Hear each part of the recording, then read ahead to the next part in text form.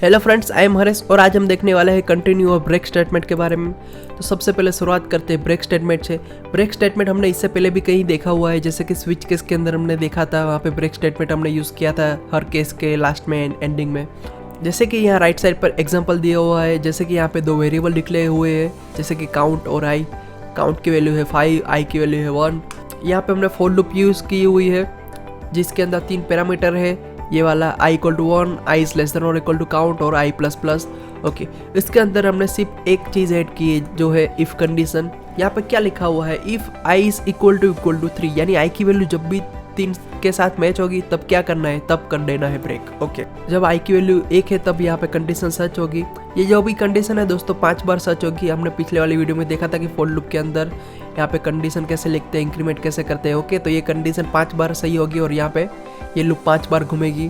तो सबसे पहले जब घूमेगी लूप तब i की वैल्यू होगी 1। तो यहाँ पे क्या लिखा हुआ है, i is equal to 3। यहाँ पे i की वैल्यू 1 है तो 1 3 के साथ इक्वल नहीं हो सकता, यानी ये कंडीशन गलत हो गई। तो यानी ये वाला पार्ट एग्जीक्यूट नहीं होगा, यानी यहाँ पे ये लास्ट वाला पार्ट एग्जीक्यूट हो जाएगा और हमें प्रिंट में मिलेगा वेरिएबल i की वैल्यू जो है 1। तो यहाँ पे 1 मिल गई। इसके ख़त्म होते ही तुरंत ये इंक्रीमेंट वाला पार्ट कॉल करेगा, इसके अंदर इंक्रीमेंट होगा। इंक्रीमेंट के तुरंत बाद वापस ये कंडीशन चेक करेगा, ये वाली फॉर लूप वाली। ये कंडीशन सच हो जाएगी तो वापस इसको एग्जीक्यूट करेंगे एक बार। जब एग्जीक्यूट करेंगे तो यहाँ पे वापस इफ़ कंडीशन आ गई। यहाँ पे 2 के लिए भी ये कंडीशन गलत हो गई तो ये एग्जीक्यूट नहीं होगी। यहाँ पे डायरेक्टली प्रिंट हो जाएगी वेरिएबल i की वैल्यू कितनी है, 2 है तो 2 प्रिंट हो गई। उसके तुरंत बाद एकदम लास्ट में वापस इंक्रीमेंट होगी, अब जाके i की वैल्यू हो जाएगी 3 और यहाँ पे 3 के लिए ये कंडीशन सही होगी। यहाँ पे फॉर लूप के अंदर जाएंगे, इसको फॉर लूप के अंदर के पार्ट को एक बार एग्जीक्यूट करेंगे। जैसे ही एग्जीक्यूट करेंगे तो यहाँ पे वापस इफ़ कंडीशन आएगी, अब जाके i की वैल्यू 3 होगी तो ये वाली जो भी कंडीशन है ये सच हो जाएगी। जैसे कंडीशन सच हो जाएगी ये ब्रेक स्टेटमेंट एग्जीक्यूट हो जाएगा। ये ब्रेक स्टेटमेंट क्या करता है फ्रेंड्स, आपने ब्रेक स्टेटमेंट जहाँ पे भी लिखा होगा उसके तुरंत ऊपर वाली जो भी लूप होगी उसको वो टर्मिनेट कर देगा, यानी उसको बंद कर देगा, आगे उसको घूमने ही नहीं देगा। चाहे कंडीशन सच हो या ना हो, वो इंक्रीमेंट डिक्रीमेंट कुछ होने ही नहीं देगा और वहाँ पे डायरेक्टली उसको बाईपास करके बाहर निकल जाएगा और यहाँ पे लास्ट में रिटर्न आ जाएगा। ओके फ्रेंड्स, तो ये ब्रेक स्टेटमेंट कैसे काम करता है आई होप आपको समझ में आ गया होगा। जैसे कि जब भी ये ब्रेक स्टेटमेंट कॉल होगा, यहाँ पे हमने इफ़ कंडीशन के अंदर लिखा हुआ है इसलिए यहाँ पे जब i की वैल्यू 3 आई तब जाके ये ब्रेक हुआ। अगर हम यहाँ पे इफ़ कंडीशन लिखते ही नहीं और डायरेक्टली अगर हम ब्रेक लिखते तो क्या होता, ये फॉर लूप को एक भी बार घूमने ही नहीं देता। जिससे i = 1 कंडीशन सच होती थी, जैसे ही ये ब्रेक स्टेटमेंट कॉल होता ये तुरंत ये फॉर लूप को ब्रेक कर देता और यहाँ पर डायरेक्टली रिटर्न हो जाता। ओके फ्रेंड्स, तो इसलिए ब्रेक स्टेटमेंट का यूज़ तभी करना है आपको जब आपको कोई स्पेसिफिक कंडीशन के लिए आपको कोई भी लूप ब्रेक करना है। ऐसा नहीं कि सिर्फ फॉर लूप को ब्रेक करना है, आप फाइल लूप भी ब्रेक कर सकते हो, डू व्हाइल लूप भी ब्रेक कर सकते हो। कोई भी प्रकार के लूप को आपको ब्रेक करना है तो आप ब्रेक स्टेटमेंट का यूज़ कर सकते हो। ओके, उसके तुरंत बाद आता है कंटिन्यू स्टेटमेंट। कंटिन्यू स्टेटमेंट भी ब्रेक स्टेटमेंट जैसा ही है, लेकिन इसमें एक डिफरेंस है। चलिए तो राइट साइड वाला एग्जांपल देखते हैं। यहाँ पे मैंने क्या किया हुआ है, कंटिन्यू = 5 और i = 1 लिख दिया है।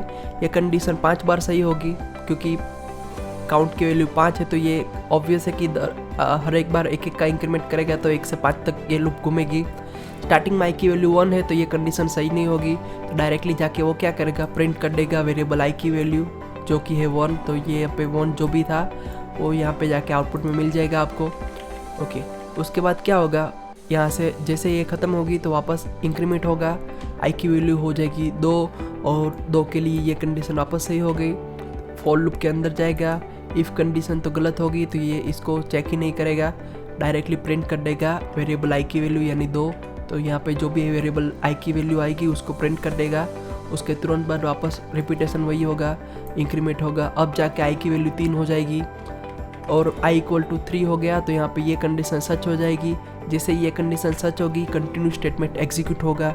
ये कंटिन्यू स्टेटमेंट क्या करेगा फ्रेंड्स, जहाँ पे भी कंटिन्यू लिखा हुआ है वहीं से तुरंत ऊपर का लूप का एग्जीक्यूशन कंटिन्यू कर देगा। यानी पहले क्या होता था कि जो भी लूप थी वो यहाँ से यहाँ तक घूमती है, एक बार वापस जाके कंडीशन चेक करेगी, इंक्रीमेंट करेगी, वो वाला जो भी पार्ट है वो एक के बाद एक रिपीट कर देगी। लेकिन ये एक बार पूरी की पूरी एग्जीक्यूट होएगी, उसके बाद ये इंक्रीमेंट करेगी, कंडीशन चेक करेगी, वो पूरा एग्जीक्यूट होगा उसके बाद ही करेगी। लेकिन जब भी कंटिन्यू स्टेटमेंट आएगा तो वो एक स्पेशल केस हो जाएगा। उसके लिए क्या होगा, वो कंटिन्यू स्टेटमेंट जहाँ पे भी आपने लिखा हुआ है उसके नीचे का वो एग्जीक्यूट नहीं करेगा, यानी इतना जो भी पार्ट है उसको वो कर देगा बाईपास, और नेक्स्ट डायरेक्टली पॉइंटर को ऊपर लेके उसका इंक्रीमेंट कर लेगा फॉर लूप के अंदर, और वापस कंडीशन चेक करेगा और उसका एग्जीक्यूशन कंटिन्यू आगे बढ़ाएगा। लेकिन इसमें क्या होगा कि जब भी कंटिन्यू स्टेटमेंट कॉल होगा तो वो जब आई की वैल्यू 3 थी तब जो लूप घूम रही थी, तब उसके लिए ये कंटिन्यू स्टेटमेंट के नीचे जो बचा हुआ था कोड हमारा, उसको उसने कर दिया इग्नोर, यानी ये वाला पार्ट एग्जीक्यूट ही नहीं होगा। यानी आई की वैल्यू जब 3 आएगी तब जाके ये प्रिंटफ स्टेटमेंट कॉल ही नहीं होगा, तो यहाँ पे हमें आउटपुट में उसको वैल्यू 3 मिलेगा ही नहीं। ये कंटिन्यू स्टेटमेंट का काम ही यही है। वो क्या करेगा, उसके नीचे जो भी कोड लिखा हुआ है उसको बाईपास करके लूप को आगे कंटिन्यू एग्जीक्यूट करना शुरू कर देता है। ओके फ्रेंड्स, तो नेक्स्ट टाइम आई की वैल्यू हो जाएगी 4, तो 4 के लिए ये कंडीशन गलत हो गई, यानी कंटिन्यू स्टेटमेंट अब कॉल ही नहीं होगा। तब जाके ये प्रिंटफ हो गया और आई की वैल्यू 4 को यहाँ पे प्रिंट कर दिया, और एकदम लास्ट में जब आई की वैल्यू 5 हो गई तब भी ये इसने प्रिंट कर दिया। लेकिन i = 3 जब ये कंटिन्यू स्टेटमेंट कॉल हुआ तब जाके उसने नीचे जगह जो भी कोड बाकी रह गया था उसको बाईपास किया, तब जाके ये प्रिंट नहीं हुआ। अगर ये प्रिंटफ स्टेटमेंट हम अगर ऊपर लिख देते सबसे पहले स्टार्टिंग में, तो उसको कोई फर्क नहीं पड़ता, क्यों, सबसे पहले प्रिंट हो जाता उसके बाद कंटिन्यू था ना। ओके फ्रेंड्स, चलिए इसको प्रोग्राम के ज़रिए इसको समझते हैं। चलिए जाते हैं कंप्यूटर की तरफ और देखते हैं इसका प्रोग्राम। तो फ्रेंड्स, हमें एक ऐसा प्रोग्राम लिखना है जिसके अंदर हम लूप्स की स्टार्टिंग करेंगे 1 से 10 तक। जैसे ही आई की वैल्यू 5 आएगी तो लूप को कर देना है टर्मिनेट। तो इसके लिए हम कोड लिख देते हैं, जैसे कि फॉर लूप, यहाँ पे लिख देता हूँ इंटीजर i = 1 और 5 के ओके आई की वैल्यू लिख देता हूँ 1, और जब तक 5 से मैच ना हो तब तक ये लूप घूमेगी।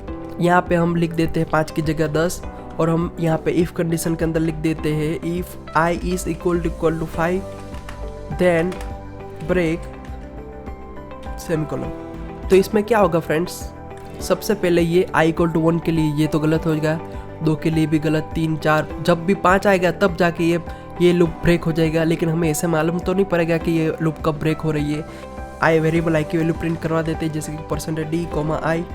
यहाँ पे जैसे ही हम इसको रन करेंगे तो हमें आउटपुट में क्या मिलेगा, 1 आएगा तो 1 प्रिंट हो जाएगा, 2 3 4। जब i की वैल्यू 5 होगी तब जाके ये लूप को ब्रेक कर देगा, यानी यहाँ से पूरा का पूरा टर्मिनेट हो जाएगा। तो जब भी वैल्यू i की वैल्यू जब भी 5 आएगी तब ये प्रिंटफ स्टेटमेंट कॉल ही नहीं होगा, और उसके तुरंत बाद लूप ही ब्रेक हो रही है। तो हमें मिलेगा 1 2 3 और 4। हमें आउटपुट में मिलेगा 1 2 3 और 4 ही, 5 नहीं आएगा। क्यों, क्योंकि जब भी यहाँ पे 5 आएगा तो ये कंडीशन सच हो जाएगी ठीक उसी टाइम तो ये ब्रेक हो रही है। तो वेरिएबल की वैल्यू यहाँ पे जब भी 5 आएगी तब ये स्टेटमेंट कॉल ही नहीं हो रहा है, तो वो 5 आएगा ही नहीं आउटपुट पे। चलिए देखते हैं, यहाँ पे ये देखो 1 2 3 4 आ गया। ठीक उसी तरह अगर मैं आपको बोलूँ कि यहाँ पे मैं ब्रेक की जगह अगर मैं लिख देता हूँ कंटिन्यू, ओके, तो इसका आउटपुट क्या आएगा, इसका आउटपुट सेम टू सेम वही आएगा। लेकिन यहाँ पे एक ही चेंजेस है, हमने ब्रेक की जगह कंटिन्यू लिख दिया है। तो यहाँ पे क्या होगा, 1 2 3 4, जब भी i की वैल्यू 5 होगी तो वो कंटिन्यू करेगा, यानी 5 जब भी i की वैल्यू 5 होगी तब जाके ये प्रिंटफ स्टेटमेंट कॉल होगा नहीं। क्यों, क्योंकि लूप को वो कंटिन्यू एग्जीक्यूट करना शुरू कर देगा वापस। तो यहाँ पे सिंपली 5 जो है 5 वही प्रिंट नहीं होगा, उसके तुरंत बाद इंक्रीमेंट हो जाएगा, तो i की वैल्यू 6 हो जाएगी। ये कंडीशन गलत होगी, तब जाके ये प्रिंट होगा 6, उसके बाद 7 8 9 और 10, यानी ये पूरा का पूरा जब भी एग्जीक्यूट होगा तब i की वैल्यू सिर्फ 5 आएगी, तब ये स्किप कर देगा। उसके अलावा हर बार ये एग्जीक्यूट करेगा प्रिंटफ को, यानी यहाँ पे 1 से 10 में से सिर्फ आपको 5 ही नहीं मिलेगा आउटपुट में, बाकी सब नंबर सेम टू सेम आपको आउटपुट में मिल जाएंगे। यही चीज़ को हम दूसरी तरह से देख सकते हैं, जैसे कि इसको डिबग करते हैं और देखते हैं कि कर्सर कहाँ पे जा रहा है, कैसे जा रहा है। यहाँ पे जाके आपको सिंपली इसके ऊपर क्लिक करना है, रन एंड डिबग के ऊपर, रन एंड डिबग। यहाँ पे जाके पहला है जो भी है GDB, इसको क्लिक करो, यहाँ पे GCC को क्लिक करो। ओके, जैसे ये एग्जीक्यूट होगा, रुको, ओके, तो ये जैसे ही सक्सेसफुली रन हो जाएगा ये फाइल बन जाएगी launch.json की। ये देखो ये सक्सेसफुली रन हो गया, यहाँ पे हमारा आउटपुट भी आ गया है। ओके फ्रेंड्स, तो यहाँ पे launch.json की फाइल भी आ जाएगी, तो उसको सिंपली क्लोज कर दो। अब हम इसको ध्यान से एक एक चीज़ को देखते हैं। ये तो पहले जो रन किया उसके जैसा ही लगा होगा आपको, लेकिन यहाँ पे एक डिफरेंस है फ्रेंड्स। चलिए इसको देखते हैं। हम वापस इसको रन करेंगे, लेकिन यहाँ पे हम सिंपली क्या करेंगे, ये जो फॉर लूप की जो भी लाइन है ना, यहाँ पे जाके आपको सिंपली ये माउस से ये रेड बटन दिख रहा है, उसको सिंपली क्लिक करना है। ये क्या किया हमने, एक ब्रेक पॉइंट रख दिया। ये ब्रेक पॉइंट के किस काम में आता है वो हम देखेंगे। जैसे कि हम जैसे ही प्रोग्राम रन करेंगे तो जब भी कर्सर यहाँ पे आएगा तो उसके बाद वो तुरंत कहाँ पे जा रहा है वो हमें डिस्प्ले करके दिखाएगा। वापस यहाँ पे जाके इसको प्ले करते हैं। चलिए अब देखते हैं कि इसका आउटपुट क्या आ रहा है और ये लूप कैसे घूम रही है। ओके, तो स्टार्टिंग में जब भी पॉइंटर फॉर लूप के ऊपर आएगा तो यहाँ से देखते हैं कि कहाँ कहाँ तक जाता है ये पॉइंटर। यहाँ पे जाके सिंपली आपको ये स्टेप ओवर जो भी है उसके ऊपर क्लिक करना है। जैसे उसके ऊपर क्लिक किया, ये देखो वो अपने आप यहाँ से मूव हो गया। यहाँ पे आप देख सकते हो आई की वैल्यू कैसे बढ़ रही है। ओके, स्टार्टिंग में आई की वैल्यू 1 थी तो यहाँ पे आई इक्वल टू 1 आ गया। अब जाके यहाँ पे इफ़ कंडीशन के ऊपर रख दिया है कर्सर। जब भी आई की वैल्यू 1 थी तब जाके यहाँ पे इफ़ कंडीशन चेक होगी, ये कर्सर अपने आप मूव होता रहेगा फ्रेंड्स। आपको सिंपली यहाँ पे क्लिक करना है। इफ़ कंडीशन आई की वैल्यू 1 है तब जाके ये इफ़ कंडीशन तो गलत हो जाएगी, तो कंटिन्यू स्टेटमेंट कॉल नहीं हो रहा है। ये देखो बाईपास होकर directly print F statement call हो गया और वेरिएबल की आई की वैल्यू प्रिंट हो जाएगी। उसके तुरंत बाद यहाँ पे ये देखो, यहाँ पे नीचे आउटपुट भी आ रहा है, 1 आ गया। उसके तुरंत बाद यहाँ पे इंक्रीमेंट होगा, वापस आके इफ़ कंडीशन चेक होगी, आई की वैल्यू होगी 2। यहाँ पे देखते रहिएगा आप। नेक्स्ट प्रिंट हो जाएगा आई की वैल्यू 2, यहाँ पे 2 आ गई। यहाँ पे आई की वैल्यू अभी भी 2 है। अब जाके इसका इंक्रीमेंट होगा, यहाँ पे 3 हो जाएगा। उसके तुरंत बाद ये देखो लाइन बाय लाइन ऐसे एग्जीक्यूट होता रहेगा। अब जाके आई की वैल्यू 4 हुई तो ये कंडीशन अभी भी सच नहीं हो रही है, वो डायरेक्टली प्रिंट ऐप को कॉल करेगा और यहाँ पे 4 आ गया।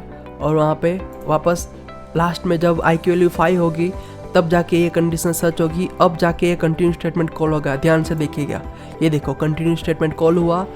अब जाके ये वो डायरेक्टली यहाँ से कहाँ जाएगा फ्रेंड्स, वो देखना।